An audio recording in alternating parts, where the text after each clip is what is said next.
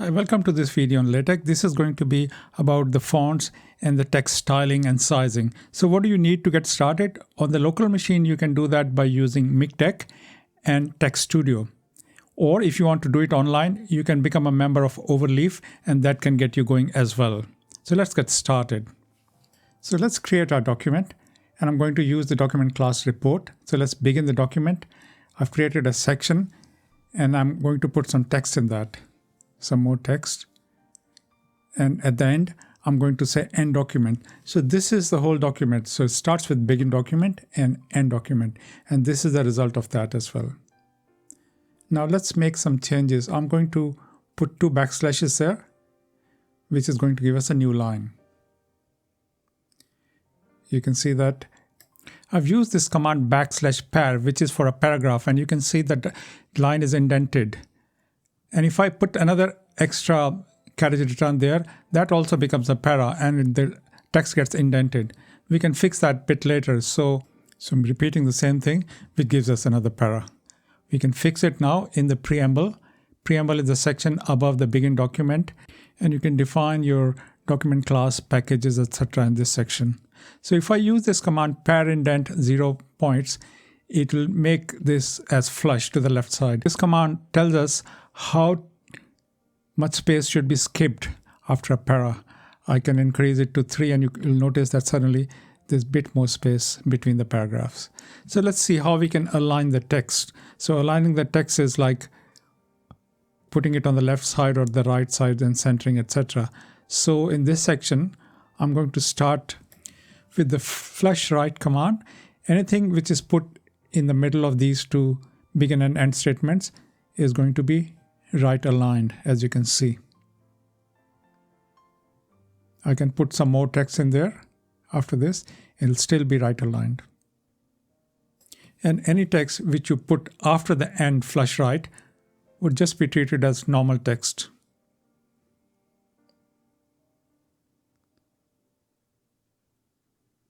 And there's another way of doing a right alignment for the text, which is an hfill command. So I'll start typing that out now. So \no indent hfill, and this will get right aligned. Remember at the beginning we said para indent is 0. So even if I remove the no indent, you would still get the same effect. Here we go. So what next? Let's see how we can center the text. And I'll start with a common mistake first. And that is using the centering command. So that will also work, but let's see what it does. So I'll put some text there. It's centered. That's perfect. And I'm putting a second line in there. That's also going to do that. But if you close it by giving another command as \centering, it's not going to work.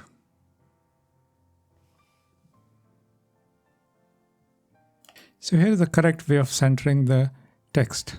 Note that in my example, I've used the \par command there, but you can remove that if you don't need a paragraph. And what about the text which comes after this? Let's see that. So this is being rendered as normal, which is left aligned.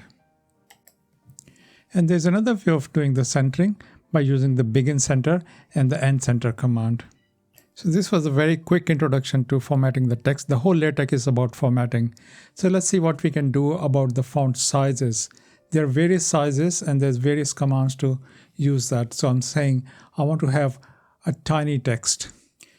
So these are all the sizes which are available to you, and you can use it by the interface. So when I say interface, you can highlight your text and then click on one of these and it'll start working.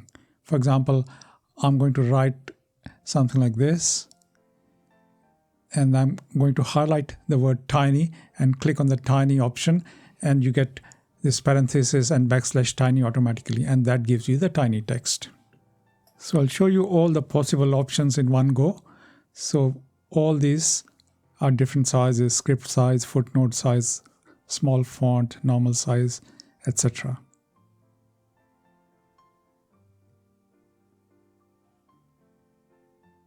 And let's run it.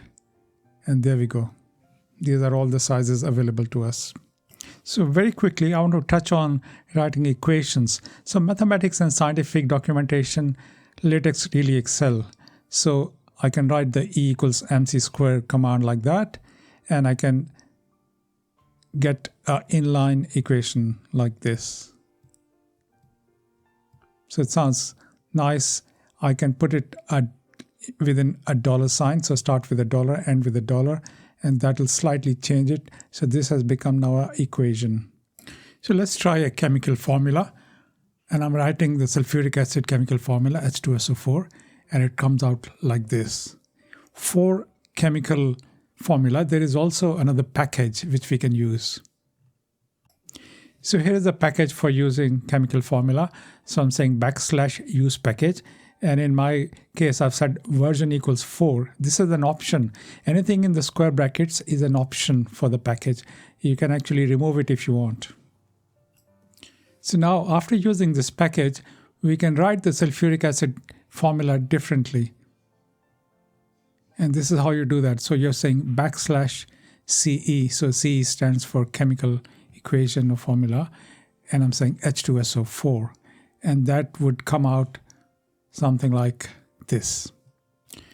And if we wanted to make this formula as bold, I can use the \textbf command. So in the end, let's see some more font styles.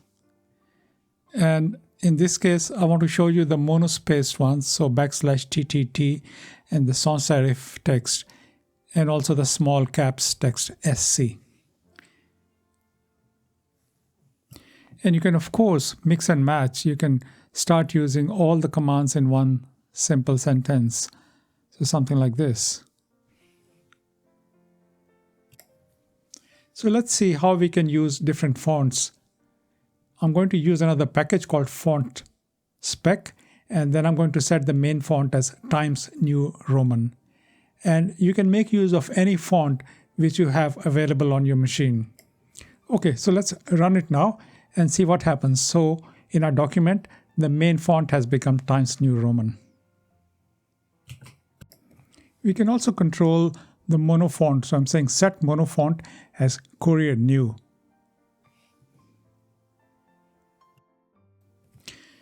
Now let's try one more thing. I'm going to change the sans serif font. By default, it was different. I'm saying sans font is Arial. And you can see the difference. And lastly, I want to show you how to do underlines. So underline is also similar. So you just say \underline and the text becomes underline. So I hope you found this information useful and practical. Thank you very much for watching it, and I'll see you in the next one.